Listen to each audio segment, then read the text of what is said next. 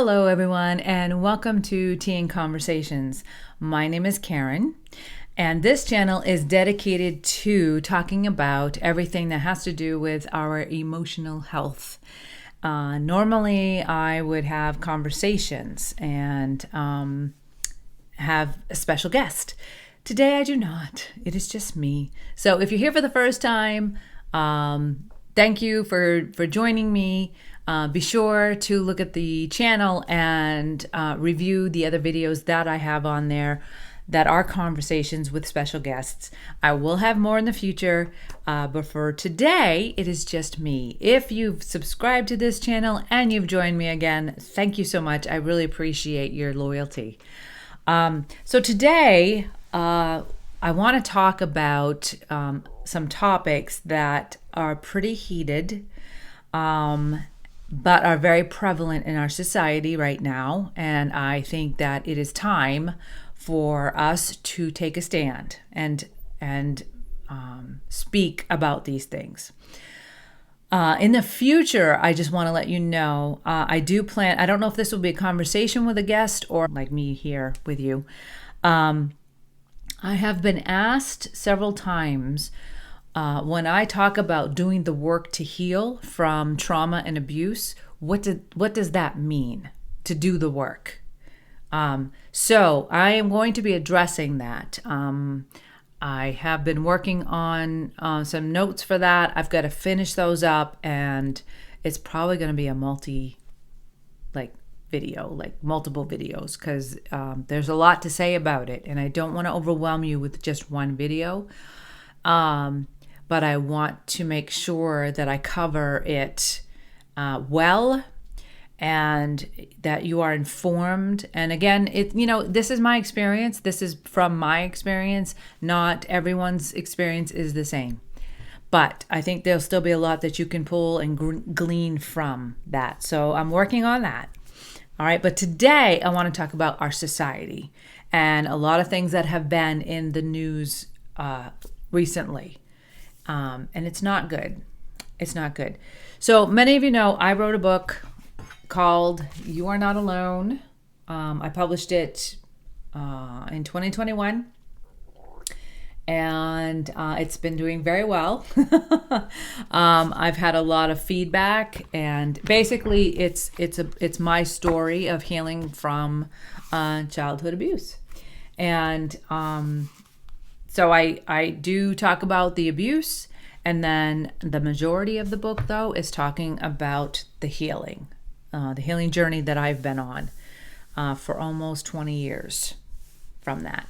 So one of the ways that I processed the pain and the trauma is by journaling.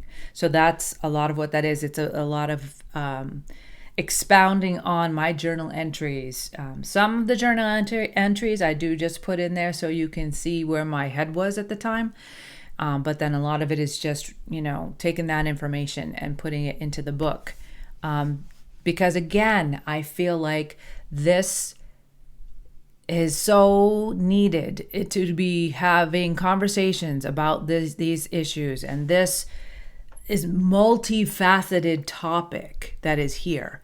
And I'm just going to keep saying it. So I hope it reaches some people. I know it is, because I'm getting feedback and I really appreciate that. Yeah, I wanted to mention I had Instagram Live, my first Instagram Live invitation, and we had it 2 weeks ago now, I think it was, on a Tuesday night with Brianna. Oh, I don't remember her last name. But anyway, we met on Instagram, and she's a life coach for women who have been through domestic violence, who have been cheated on in their marriages and are trying to heal from that and move on from it. So it was kind of a fit there because, trauma is trauma, pain is pain, and that's what we need to come together on to discuss and be supportive to one another when it comes to all of this that needs to be talked about and the healing that needs to happen when things like this happen. So it was just such a great conversation. So if you go to Tea and Conversations on Instagram, you'll find the post there with the video of the conversation. It was such a great conversation. And then you can let me know what you think. All right, so back to today's topic. All right, I've just labeled it Our Society just because. There's only 2 topics I'm going to talk about today because there's a lot more that I could talk about, but we're going to talk specifically about these 2 topics. All right. Number 1, things are being done in broad daylight that I never imagined I would see. The first one is normalizing pedophilia. Okay, I'm going to talk more in detail about that in a minute. So it is what I'm saying, normalizing pedophilia. Okay, the second thing is normalizing drag. It's like drag queens. Normalizing that type of behavior, that type of performance. And again, I'll get into more of that in a minute. So many news articles of people in leadership being arrested for sexual abuse and child pornography. That is another topic. I don't know if I'll get to that today. I might save that for another video. But I definitely want to talk about normalizing pedophilia and normalizing drag. Okay. I'm going to try and pop up here or here. In fact, I'm going to scooch over just a bit to give my video a little bit of space so I can pop up pictures and quotes and things over here so you can see what I'm talking about. Because if you try to search for these news articles, these posts, these videos, you're not going to find them anymore. They've been taken down because... well, they're very controversial. We'll get into more of that. But anyway, you won't be, I don't think you'd be able to find them anyway, unless they're up somewhere else that I just haven't found.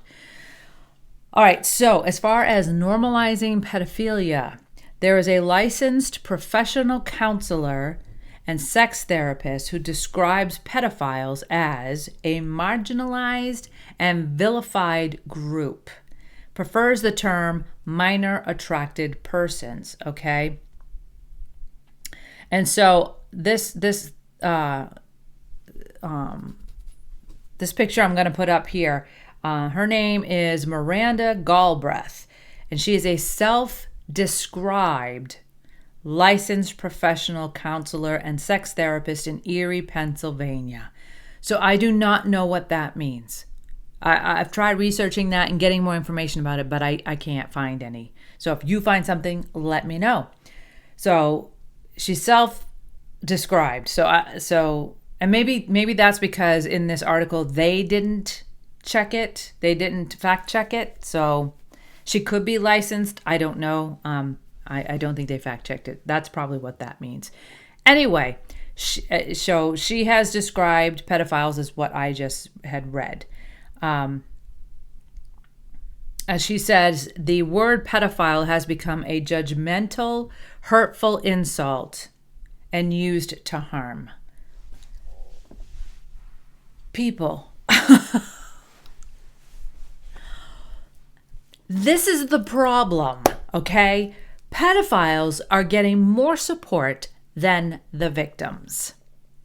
Why? Can anybody answer me that question? Why?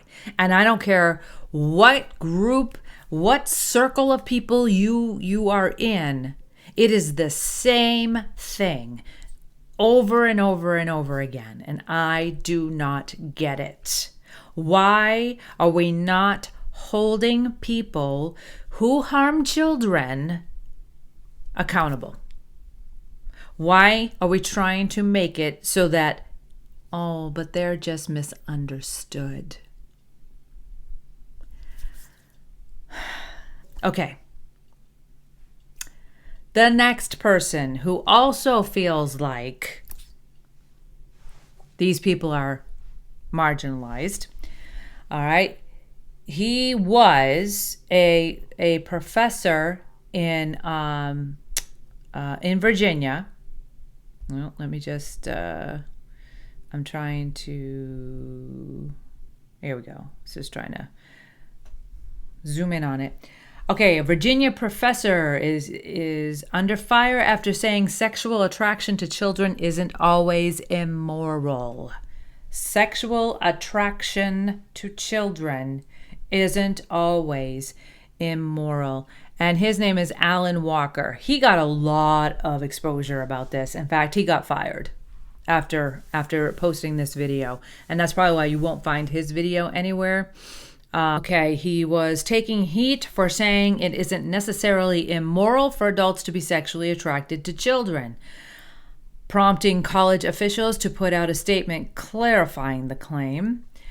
Alan Walker, who teaches sociology, this is at a time, I know I've since seen that he's been fired, who teaches sociology and criminal justice at Old Dominion University, made the controversial comment while discussing minor attracted persons and pedophiles during a November 8th interview with the Prostasia Foundation, a San Francisco-based child protection organization, which is kind of ironic, isn't it?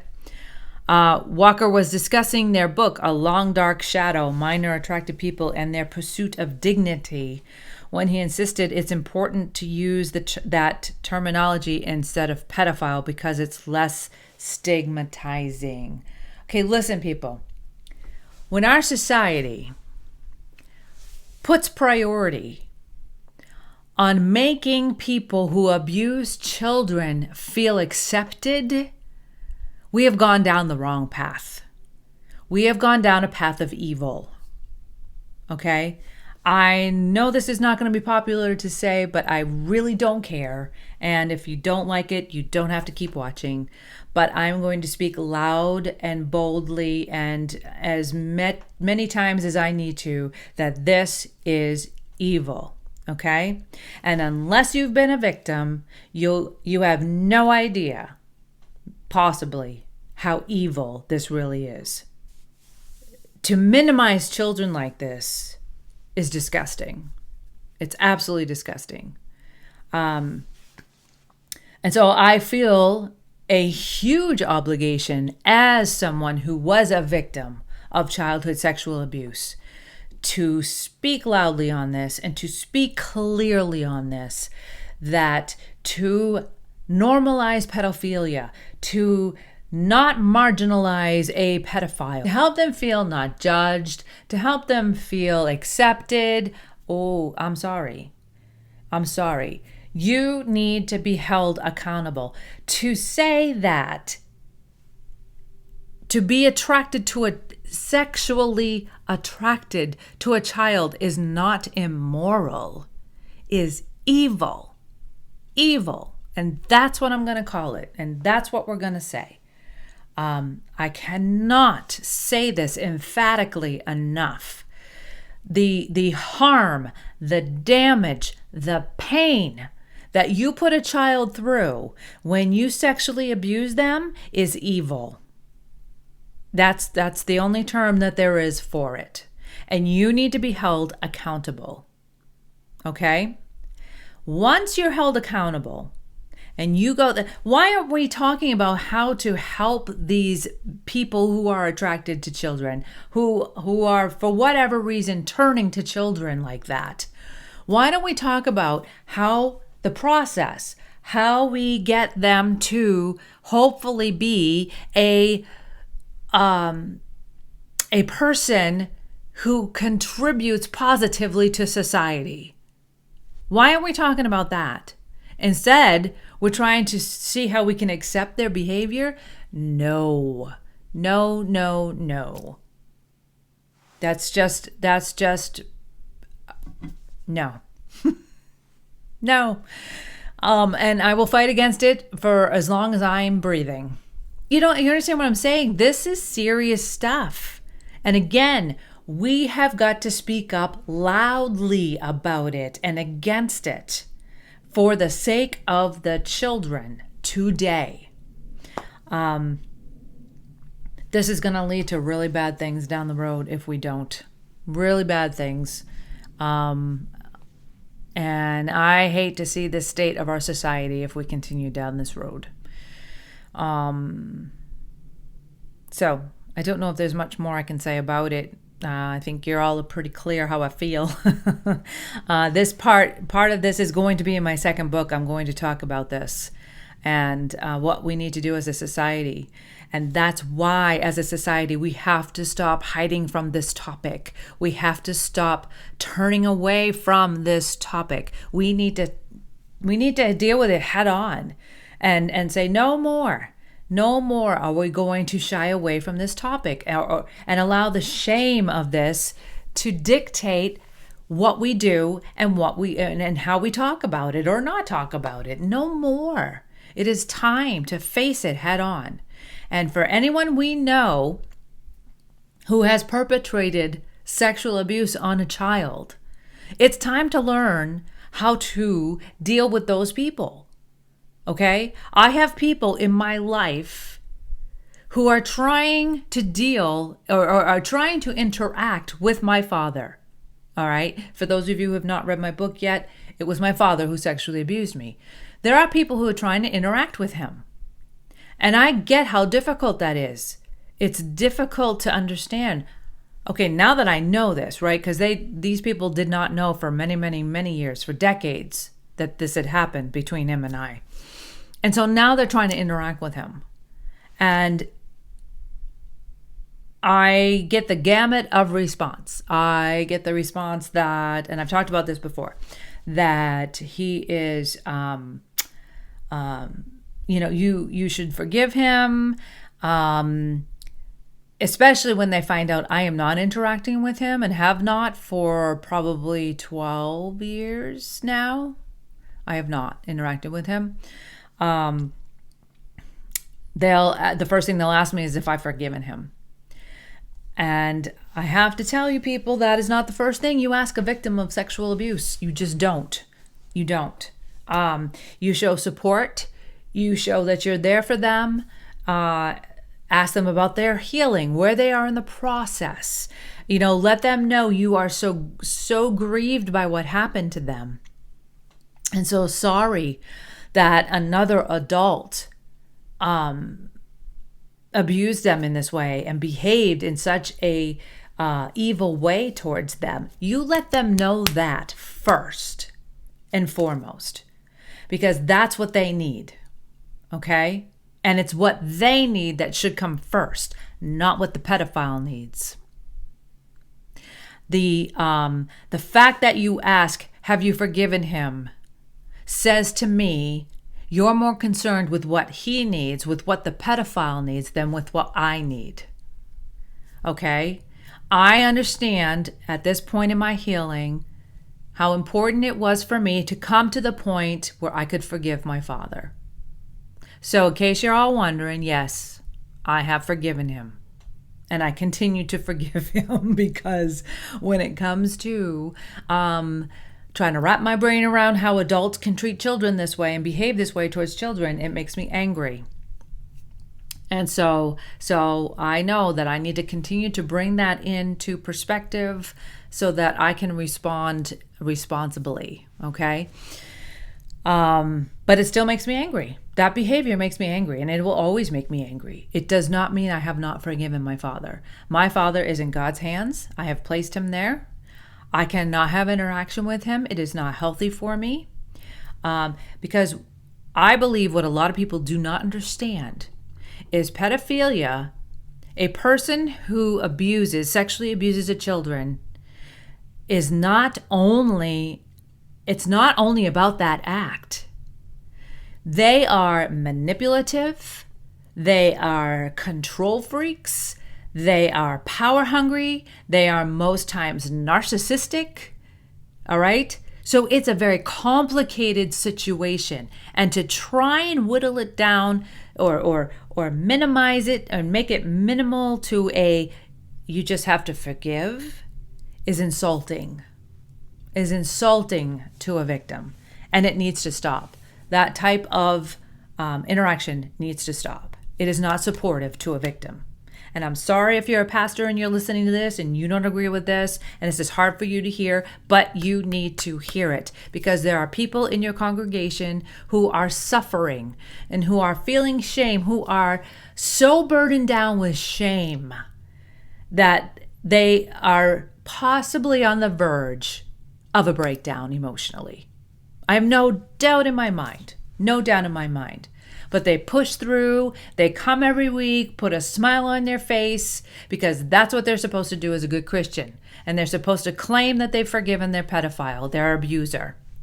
But I can tell you, if they've not done the work to properly heal, they are burdened down with the shame. And you're not helping any by talking about how much that person deserves their forgiveness. That is not helpful. So I hope that what you'll walk away with from all of this is this. Keep talking. Keep having conversation. Let's keep talking about this. There's so much to talk about. And I want to continue to say this loud and clear.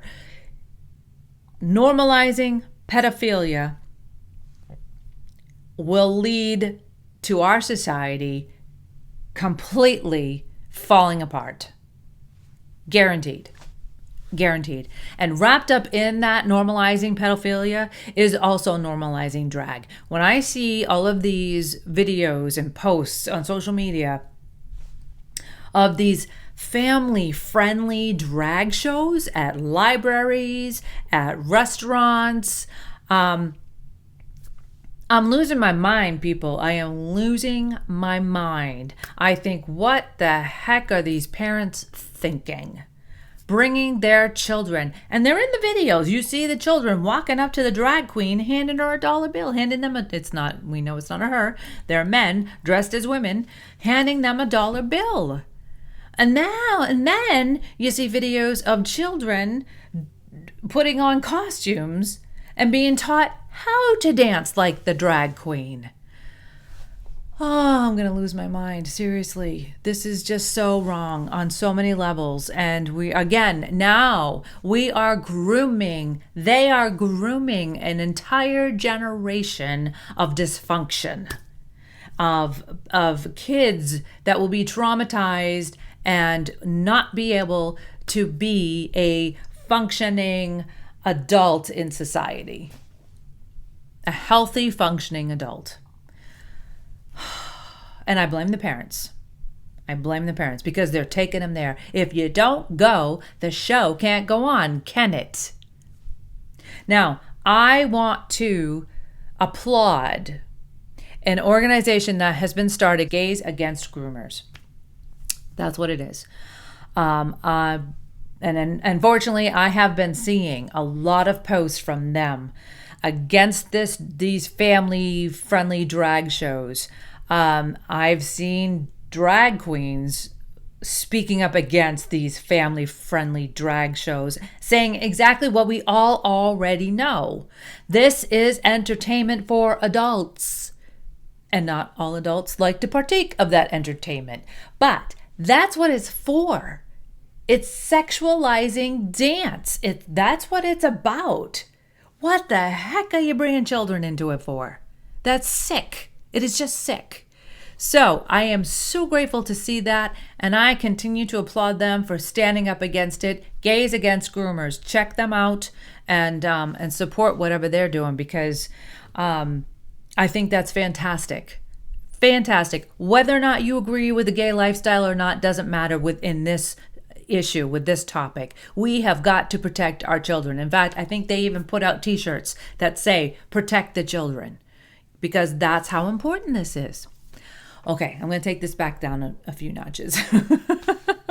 You can see I am very passionate about this, but I think we need to be. People, I think we need to be. And this is what I hope to do. I hope to light a fire under you just as much, because we have got to fight against this evil. Our children are worth it. This is why I went to counseling and I healed from it. I started the journey of healing from it. It's a continual, I just hit the mic, sorry. It's a continual journey, but I did it because I knew my kids deserved better. They deserved a mom who is healed from this and who does not continue the cycle of abuse, because that's what happens. And when we go down the road of normalizing pedophilia and not marginalizing the people who are sexually abusing the children, oh my gosh, just saying that makes my mouth kind of feel yucky. But when we go down that road, and when we go down the road of having family-friendly drag shows, there should never, ever, ever be that term. It's not a real term. There's no such thing as family-friendly drag. There's just not any such thing. Our society is heading down the drain. It just completely is heading down the drain, and we need to stop it for the next generations to come. So, probably a whole lot more to say on this, but that's all I got for now. I don't know how long this video is, so I'm going to just stop it right here. But I wanted to get this out there because, like I said, I think it's important for us to talk about topics that are happening today. I've seen this, for several months now. I've been wanting to talk about it, so here it is. The other topic is, like I said, leaders who are of organizations who are being found out to have addictions. Sexual addictions, child pornography. It's just rampant, and it needs to be called out. We're not doing any favors in the way that we're handling it today. It's not getting any better. It's not going away. People are not getting healed and turning their lives around to thrive in this society. It's just getting worse. And until we start having more conversations and start really putting into place some good behaviors that promote healthy ways of dealing with this topic, when it approaches us, when it's put in front of us, it will just continue. The cycle will just continue, and it's time to stop it. So I hope that, again, you'll come back. I want to talk more about that. I want to talk more about the healing process, the work that it takes, what I have done specifically, what that looks like for me, and hopefully that will help you. Thanks for joining me today. I hope I didn't get too intense. I can get really intense on these topics because how personal they are to me. But that's okay. I think that's okay. I think we need to. So anyway, today is Friday, and I hope you enjoy this beautiful day. Next week is Thanksgiving. I hope you have a wonderful Thanksgiving, and I will see you next time.